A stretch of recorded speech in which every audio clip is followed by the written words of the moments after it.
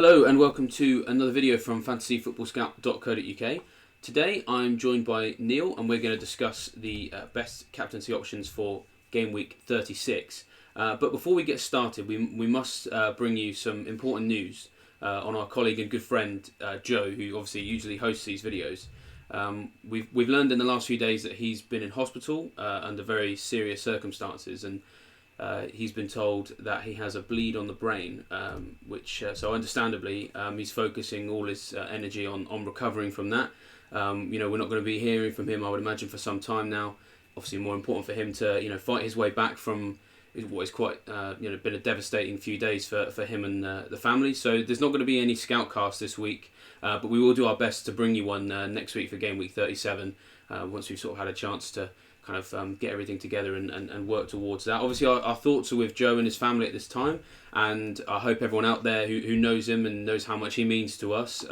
He's such a big part of the Fantasy Football Scout coverage. I hope you all echo that sentiment as we all sort of think of him. Just come to you on this one, Neale. Myself and yourself, it's our first season at Fantasy Football Scout, and obviously Joe's been here for a very, very long time.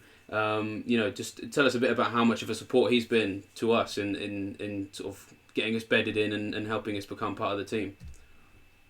Yeah, he's been massive welcoming presence. There's sort of two things to talk about, really, isn't there? His ability as a writer and a journalist and podcaster, and then just himself as a person. So we came in last summer, and probably a few people were thinking, who are these two idiots coming in? And he's been nothing but welcoming, hasn't he? He's been sort of treated us like we've been on the books for years, and as I no doubt proved today that his job as the anchor of a podcast is the hardest to do. It's easy. It's easy me just sitting here trotting out stuff I've seen on team news, press conferences, things like that. He's knitting it all together. He's putting up these images and things like that. He's converting it, but just sort of playing the straight man, when in reality he knows far more than I am. He's a much better fantasy manager than me. It's a much underrated role, that. So there's obviously that side of him, but more importantly than that, and I said this on Twitter yesterday, that he's just a lovely bloke, isn't he? He's just a really nice fella. No airs and graces about him. Just I feel like I've known him for years. He's such a nice bloke, and obviously goes without saying that we're wishing him all the best, and I hope to see him back. I'm guessing it'll be probably the next season, all being well. As much as he wants to do, or as little, but he's obviously welcome back anytime he wants, and all the best to his family as well, who have been good enough to get in touch with us and explain the situation and keep us posted and that. So we'll keep everyone else up to date on any developments, but obviously respect his privacy, and hope he just focuses all his efforts into recovering now for the next couple of months, and to hell with this fantasy football. It doesn't really mean anything, does it? Let's be honest. Yeah, well, I mean, we're lucky in one sense in that in this particular week that the captaincy is quite an easy sort of thing to talk about. So we can dedicate a bit of time just to talk about what Joe means to all of us and how we're all thinking of him. We haven't had to put too much thought into what the captaincy is going to be this week, which obviously is sort of what a lot of people have come to this video for, and it's the Liverpool game against Huddersfield, which we've all been looking at, to be honest, as a triple captain opportunity for a long time. It's finally here, it's really kind of torn between two options, I suppose, between Salah and Mane. But let's start just a little bit before we go into which of the options, individual players we think are maybe the best. Talk a little bit about Huddersfield's defence, just in case there's anyone out there who hasn't already been won over as a convert of this game being a big opportunity for fantasy managers. Yeah, well, regardless of the merits of Liverpool assets themselves, it's the fixture as much as anything else, isn't it? So you'll discuss more about Liverpool's attacking stats and the home form and things like that. But Huddersfield, relegated Huddersfield. We've seen a bit of a bounce at Fulham, haven't we, recently? Since they came down, the shackles have come off, and they've played with a bit of abandon, and they've won the last two, keeping 2 clean sheets. Hasn't really happened at Huddersfield, has it? It's they're still shipping goals for fun. Last 6 matches, conceded 18 goals, no clean sheets within that. We've seen Jan Siewert. He hates the word experimenting, but he's been obviously thinking ahead to next season, tried on players who he knows are going to be on the books, looking at different systems and that. So there is a bit of that tinkering going on, which doesn't help, especially in defensive point of view. You need a sort of solid defence to build on. But yeah, they are pretty abject. Let's be honest. Filtered by last 6 matches, which we often do, just to level the playing field, because obviously double game weeks and that can muddy the picture. Shots on target, 34 conceded. On West Ham have allowed more. 19 big chances conceded. That's the third worst amongst all 20 Premier League clubs over the last 6 game weeks.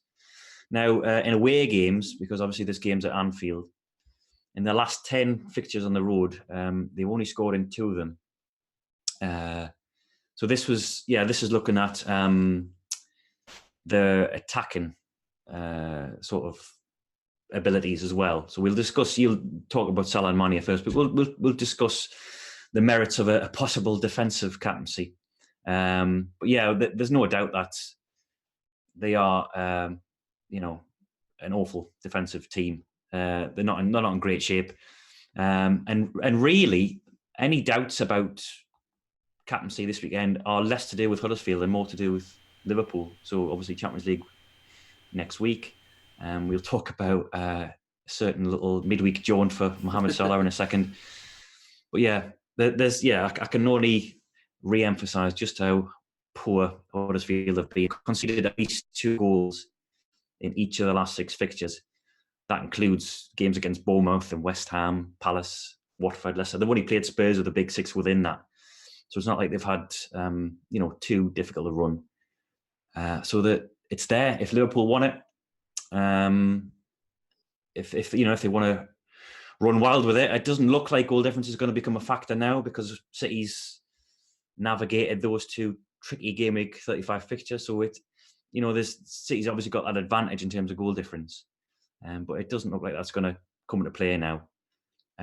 So is there anything to be gained by racking up a cricket score against Huddersfield, or is it more going to be a case of getting the job done and then preserving legs for next Wednesday? But I'm sure you'll talk about the merits of the individual players themselves. I think most people this week, it'll be a choice of A, am I going to play my triple captaincy if I've got it, and B, is it Mane or Salah? So I'll let you talk about those 2 players. Yeah, I mean, obviously that's going to be the main thing. And I think on the triple captaincy, I mean, the way I see it, I think looking ahead, some of the other options I thought about, maybe Man City against Leicester, but I feel that's probably their hardest remaining fixture. We talked about Man United, maybe they got Huddersfield and Cardiff in the last 2 games of the season, but again, we're not really seeing a great deal from them. Cardiff could be fighting for their lives come the end of the season, and I think I'd looked at Spurs as well, but on the final of their season, but they're playing Everton. And obviously Everton defensively have become very, very good recently. So really looking ahead, I can't see any opportunity that's as strong as this. And that's obviously because you've talked about just how bad Huddersfield are. They're one of the worst teams in the league, and factors outside of how they're playing are making things worse with the way that they're not experimenting but are actually experimenting, of course.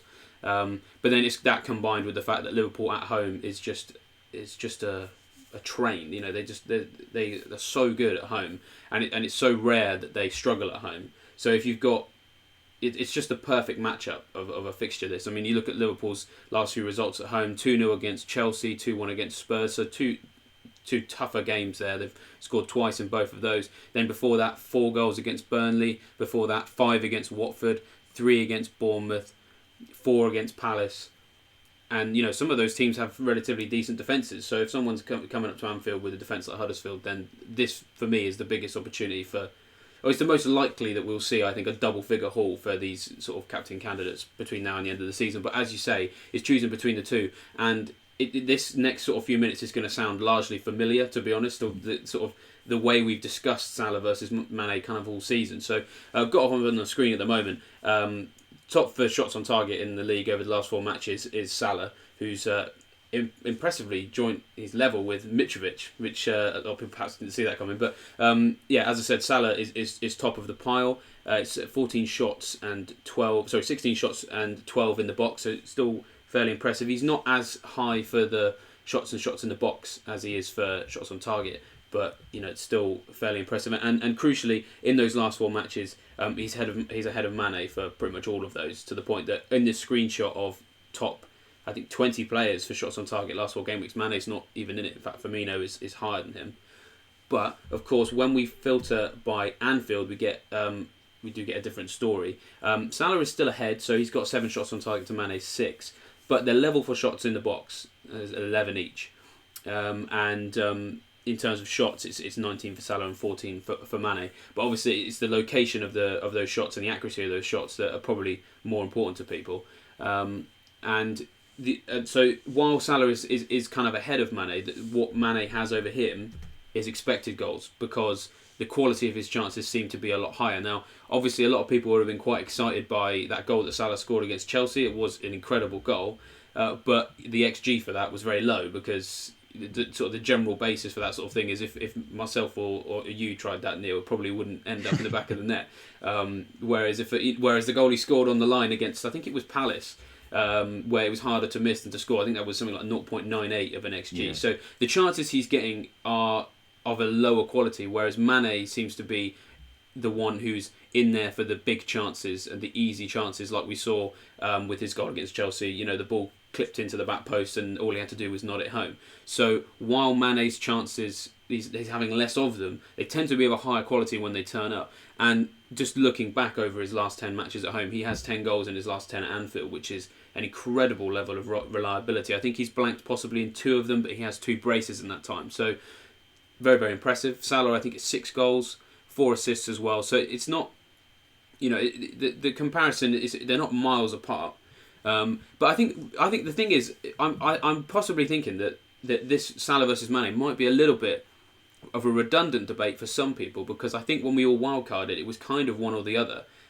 So I had to choose between the 2 of them because I couldn't fit them both in, so I went with Mane. So for me, Mane's kind of an easy option, but anyone who has Salah and not Mane, again, Salah is the easy option, because I think both of them, as we can sort of see when we compare with Firmino, it's not quite the same. So if you've got Firmino as your third on top of one of these 2, it hasn't been quite as reliable. So I'd be surprised if someone was out there got Salah and Mane. I'd be sort of jealous, because I think they're both going to do very well this week. But at the same time, not so, because I think you would have a tough time picking between the 2. But like I said, I think a lot of people probably just have one or the other. So yeah, a tough one there. But Neale, let's talk a little bit about team selection, because that could be something that maybe tips the scales one way or the other. They've got Barcelona next week, and of course Mohamed Salah has actually been in the USA this week, which has been stressing everybody out. He's been rubbing shoulders with some of the world's most influential people, because Time magazine have decreed that he is one of them, which with good reason. I think that's really nice, just sort of FBL aside, to see that he's been recognised by a world audience and is considered as influential as people such as Game of Thrones stars, Taylor Swift, all of these big supposed icons of their own industries. Mohamed Salah is one for football, so that's really great. But of course, he has been in New York City, completely different time zone, over Tuesday, sort of Wednesday. We think he's back now, but what do we think that's going to have on Liverpool's team sheet for Friday night? Yeah, well, he is back. I've just seen a Liverpool Echo story there saying he's going to join training today. Millwood. He said he's only missed a light session yesterday, so Wednesday's training session was only light in nature. And Klopp did say this last weekend when he was asked about recovery in between games, especially with the Champions League upcoming. He says that the training is very low intensity at this stage of the season anyway. He says their main exertions are during matches, and sort of the downtime between those games is when they get their rest. So it doesn't sound like he's missed much, but there's enough of a seed of doubt planted there, I think, to make people reconsider. If not his inclusion in their teams, then maybe their captaincy. And I might tip the balance towards Mane. I mean, you were talking there about a lot of people having one or the other. I'm looking at a way to try and get them both in this week, or at least I was. But it would mean sacrificing someone like Eriksen, probably with De Bruyne. So yeah, I was looking at ways of getting them both in. There's other ways I can go. I can get Firmino instead. I've already owned Mane, or double up on the Liverpool defence. Now, so yeah, there's obviously that to consider. We'll hopefully hear more from Klopp this afternoon. Actually, in fact, is it happening as we speak? It might be. We've timed this terribly. I'll keep you posted on that on Twitter. But yes, he's back anyway, and he's taking part in training today. Now, the Champions League thing, Liverpool play Barcelona twice in the next fortnight. But the first leg of that is not till next Wednesday. So that leaves 5 days in between this Huddersfield game, because it's happening on Friday, and that first leg. Now, the game that might be problematic to an extent is the Newcastle game at St James's, which is on the Saturday night, I think, in between those two fixtures. So there's the Barcelona first leg on next Wednesday, and there's Newcastle, and then there's the second leg on the following Tuesday. So that's where the congestion lies. It's the same problem as Man United had, I think, wasn't it, in the previous round? It's really strange that someone will play Wednesday and then Tuesday, but then the other legs get to play Tuesday and Wednesday, and they get an extra 2 days. It's very strange, isn't it? Yeah, I guess that's was ever thus. I suppose it's always been the case, and right or wrong. I mean, was it in the Dutch league? Have they cancelled all the games? I think so. Ajax, prepare for that. So that's imagine that happening in FPL. There is congestion of sorts, but whether that will be enough to prompt wholesale rotation from Klopp, I very much doubt. There's a title on the line. He could look at it 2 ways. He can try and get the job done early against Huddersfield, rack up a 2 or 3 goal lead, take players off early in the second half, just starting the closing stages of that game, get your rest effectively on the pitch. Because Huddersfield aren't, let's be honest, they're not going to cause many problems. They're not going to try and they'll be trying to impress the manager, of course, but they were a very limited side. And Liverpool could just pass them to death, couldn't they, if they wanted to? Or he could choose this game as the rest, because Newcastle away is arguably, well, or inarguably, the tougher fixture. Newcastle's got this quite good record. Well, not a good record against the Big Six, but they've got a good record of stymieing them, suffocating these big sides, setting up that 5-man defence. Did very well against Man City. They did, yeah. I mean, actually, they tend to lose regardless, but it tends to be 2-1s or 2-0s, sort of narrow defeats. So that will be the tougher game, I think. So if he's concerned about any of fatigue within his squad, then Huddersfield would be the game to do. But it's what will be the end game result. I mean, there's only 3 games left of the season in the league. There's a whole summer to recuperate. And would he really be flogging these players by playing them at home against the worst team in the division? I don't think so.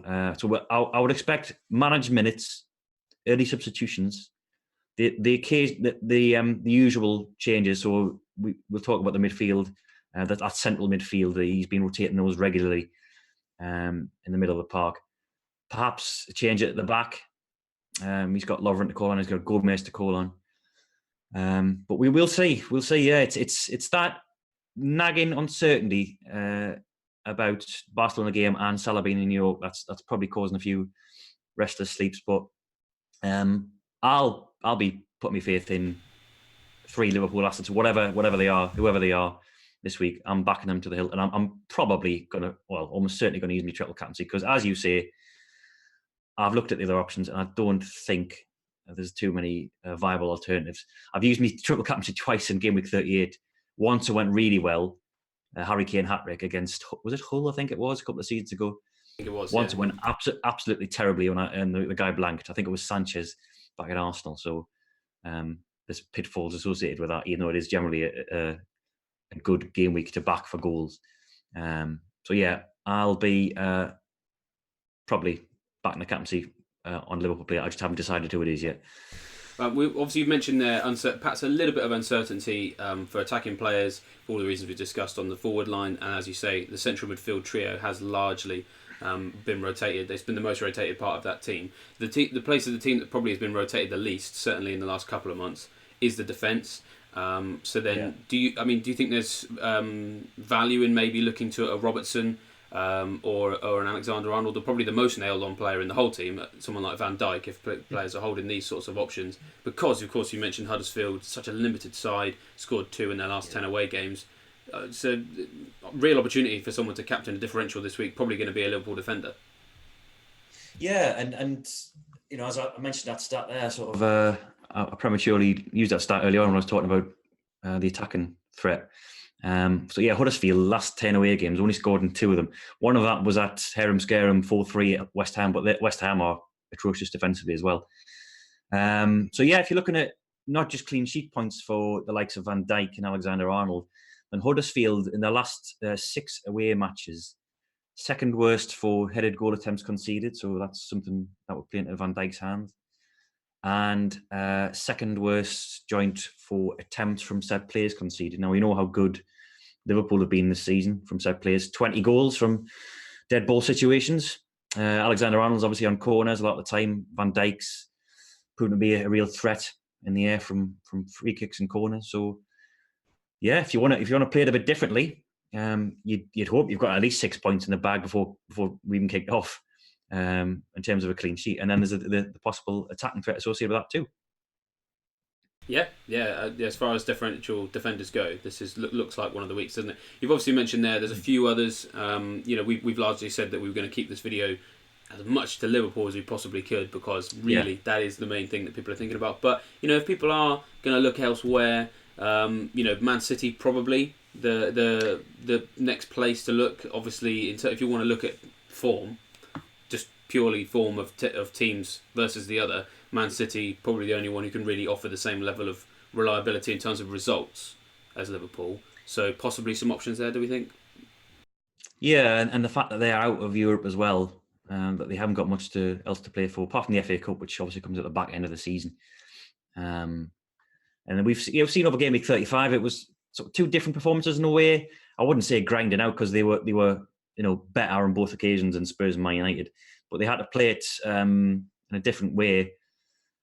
Both again faced with, I think I'm right in saying 5-man defences in both cases. I can't remember if that's right or not.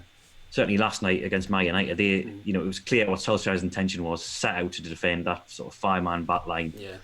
And it was hard earned, but it was well deserved. Now you'd expect them to have a bit more freedom against Burnley. Dyche has talked last weekend about sticking with a 2-man forward line no matter who they play. So he did it against the big 6 teams this calendar year. Was again successful against Chelsea to an extent. They scored twice, came away with a 2-2 draw. So it'll be interesting to see what he does if he goes again with Wood and Barnes up top, doesn't try and pack the midfield or the defence with a 5th defender or a 5th midfielder. But they have got a decent record at home, Burnley, and I'm looking at defensive stats today. And if you look in the last 6 home matches, because this game's at Turf Moor, no side has conceded as few big chances as Burnley on home soil. Oh wow! In the last 6. Wow. So that's they're really quite solid in terms of underlying stats.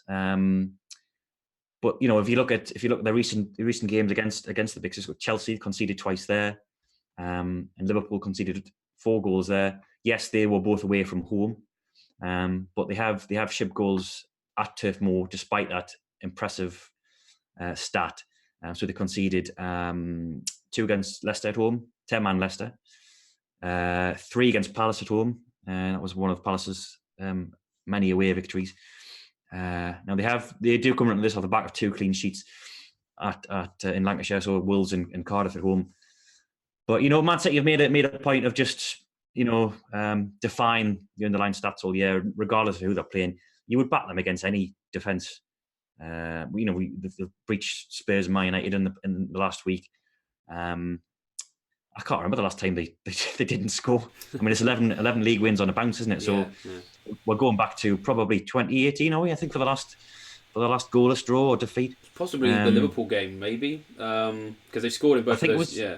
Was it the Chelsea away game? I can't remember if that was it. But when I they mean, got beat 2-0. The fact that we're scratching our heads makes the point, doesn't it? Yeah, exactly. Yeah, and regardless of Burnley's strengths, you would expect City to come away from that game with a result. And you could arguably suggest, even though they've been in action twice already this week, that there would be less in the way of rotation. We'll wait to see what Guardiola says yesterday about the injuries in midfield, because that might force his hand. We've already seen De Bruyne's probably out, or almost very definitely out. And then Gundogan and Fernandinho picked up knocks last night. So that might mean the team's a bit easy to predict, hopefully, from my point of view. So we'll get perhaps Bernardo dropping back into that middle of the park, and then one of Sane or Mahrez playing. Definitely a good option. But are they better than Liverpool at home to Huddersfield? Not in my opinion. Yeah. I'll leave that for others to decide. But I would. Have you got anything there on City's attacking assets? Perhaps I know we'll be mostly concentrating on Liverpool. I mean, really, I think I think we've, from what we've covered already, I think we've kind of covered why the Liverpool options are better, because just simply the opposition. What Huddersfield are going to be able to bring to Anfield is nowhere near what Burnley are going to be able to bring to the Man City attack at Turf Moor. The options themselves don't look too bad. So if we look at the last 4 away matches, Sterling is joint second for shots on target, behind only Salah. So I mean, while obviously Salah is actually playing at home, it does show that even away from home, Salah has been having more shots on target than Sterling. He has generally looked better than Aguero. So Aguero's just had 3 shots on target in the last 4 away matches, and not that much in terms of fewer minutes. He had 310 minutes. Sterling's had 358. So if you're 10 shots in the box for Sterling, 7 for Aguero, 15 shots total, 11 for Aguero. So generally speaking, Aguero is behind Sterling if you're torn between those two. So I wouldn't really consider Aguero. And to be honest, looking at some of from purely from an eye test, I haven't really seen Aguero look quite at the races as maybe he was a few weeks back. We've generally seen a trend this season that he's not been as good away from home as he is at home. And to be fair, that's kind of similar for Sterling. But Sterling, as we can see from these numbers, out of the two, is the one who's kind of less affected by being away from home.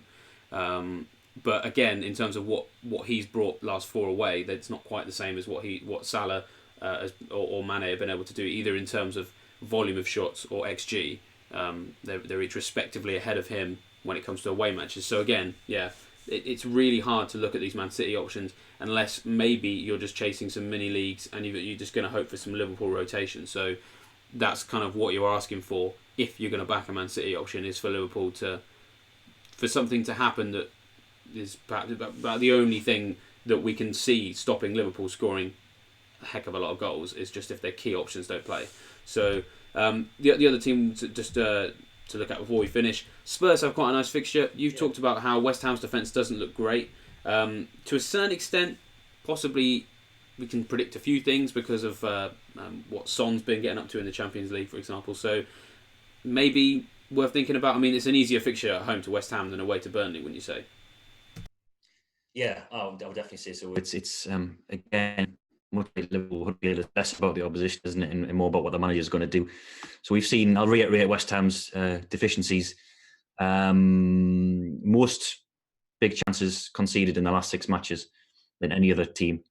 They're also conceded the most shots on target. They are 3rd worst for shots in the box conceded over this half dozen games. No clean sheets, 13 goals conceded. That's only Huddersfield's got a worse record than that.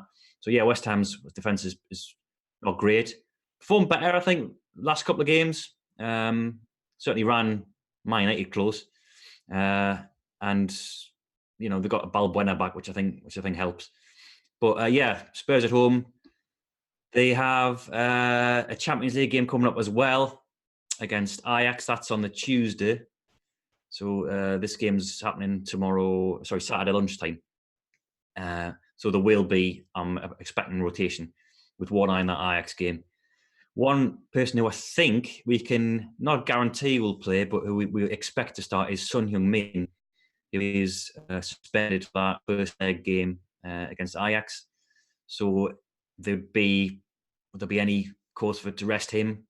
Yes, he's played twice in the last week, but there'll be players such as perhaps Eriksen, Lucas Moura, Dele Alli, who I would guess Pochettino would look at handing a breather to first before he ever got to Son, given that Son's got the breather in midweek now. So if you were going for a Spurs asset, I would probably heavily back Son. I'm not sure if you've got any stats on Spurs players, have you? It's Son does look good. The thing that sort of puts me off really here is that actually I prefer Eriksen if you're looking at form. Obviously, Eriksen I think has attacking returns in every game that he's played at the new Spurs stadium, be that either an assist or a goal. Obviously scored the winning goal against Brighton, and he's just miles ahead of Son in terms of points potential, be that creativity or goal threat. 15 chances created in the last 4 matches. Son's created 8, 20 shots. Son's had 11. Now, obviously, there's a bit of a disparity here because Eriksen's played every minute, and Son has played just 271 in that period. But if you still look at minutes per chance, Eriksen is still better. He's been averaging a chance every 18 minutes. Son is every 24 minutes. Minutes per chance created is 24 minutes, and Son is 34. So he's ahead, sort of in raw numbers. He's ahead when we look at minutes per. But as you say, Eriksen has just played so much football recently that maybe this is when he gets his rest. So then the fact that the better option is probably going to be rested, and Son, to be honest, I mean he's done fairly well, but he hasn't. I don't think he's sort of like set the world on fire. That would sort of put me off, because actually really the one who's more likely to play for me is the one I actually think is more likely to blank. So, and then of course then we look at we just have to keep going back to Liverpool. West Ham, yes, they do look poor, but this game still kind of means something for West Ham, and I think we've seen a lot this season in previous years with West Ham that they do actually really get up for the London derbies. It's sort of it's a big part of their fixture calendar. We've seen them do very well against Chelsea, against Arsenal. They've generally lost to Spurs in recent years, but they've always put up a good fight, and it's never normally an absolute thrashing. So if I'm honest, I think this could be a 2-1 or 1-0, something like that. So again, puts me off because Liverpool, Huddersfield could be 8-0 for all we know. So that's how I see it. Is again, it's just another team that perhaps just can't produce the same level of thrashing that Liverpool can. Just one last person worth just mentioning, and I'm only going to do it briefly. Jamie Vardy has looked like a nice sort of differential in recent weeks, and what I particularly like about him is that he's offering lots of high quality chances. So he's had the most big chances of any player in the last 4 game weeks, and has held that top spot for that particular statistic for about 3 or 4 game weeks now. And has obviously been delivering as well. I think it's 6 goals in 6 games now. And he's at home against an Arsenal team who generally pour away from home. And he has, I think, 7 goals in 8 against Arsenal. They're definitely the type of team that he likes to do well against. So, yeah, just before we finish, I mean, if we're looking for extreme differentials, Vardy possibly the best of the lot, do you think? Yeah, well, I watched the Wolves-Arsenal game last night, and I can only think that anyone who's got a Leicester player in the squad will be hanging on to them after that, because there was no Mustafi, but there was no improvement. I mean, Leno had a bit of a shocker. He's generally been quite good of late, actually, to be fair to him. But 3 goals conceded in each of the double game week 35 fixtures. 1 away clean sheet all season, and that was against 10-man Watford in game week 34. Yeah, I think I know you're an owner, and I'm guessing you're keeping hold of him for this week, and I don't blame you. Yeah, he's this is probably his last good fixture, I think, before the final 2 games of the season. But yeah, looks good. But if I had him, I'd definitely be hanging on, and I'll stop short of captain him, I think. But it's good we have to address these players, because there will be people who've perhaps got a mini league deficit to overhaul, or they're trying to improve their overall rank, who are looking for a last-ditch maverick captaincy option to try and climb their way up either the league or the overall rank. So we have to address these players, and in any other game they'd be really good options, wouldn't they? But it's just the fact that Liverpool's got Huddersfield really, and I guess we'll see. We'll have a look at our captain pool in your Captain Sensible article tomorrow, but I'm guessing it'll be heavily dominated by 2 names, Salah and Mane. Yeah, I think that is going to be the thinking. That's just about everything that we've got for the captaincy debate. So just to sort of fill you in on what to expect next couple of days, we will be doing a team news video tomorrow afternoon, so fear not. Obviously, it's a Friday night deadline, so make sure you watch that as soon as you possibly can, because you won't have long to act on it. We are probably not going to be able to do a breakfast club this weekend. Again, just recent events obviously means we're sort of kind of reacting to what we can and can't do in terms of video content. But we hopefully next week should be back to a more usual setup once we've had a chance to kind of sort things out tech-wise and arrange editorial schedule accordingly. So hoping to have a Scoutcast next week, but we'll keep you posted. And there will be a team news video tomorrow. So we will see you then. Yeah, and I should just say before I go, Klopp's press conference is at 1:30, so head across to YouTube now. It'll be streaming live if you want to watch that. I'll be doing the very same, and I'll keep you abreast of any injury developments on Twitter. So yeah, see you for the team news video tomorrow.